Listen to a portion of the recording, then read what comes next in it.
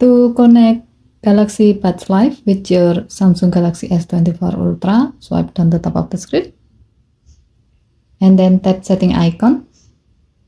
Tap connection. Here you have to make sure that Bluetooth is on. If it's still off, you can tap the gray on off switch until the switch turns blue to turn it on. Next, open your Galaxy Buds Live cover.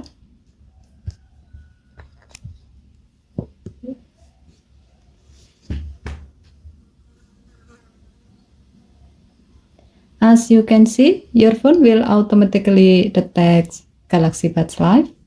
On the pop-up, tap connect to automatically connect your Galaxy Buds Live with your Samsung Galaxy S24 Ultra.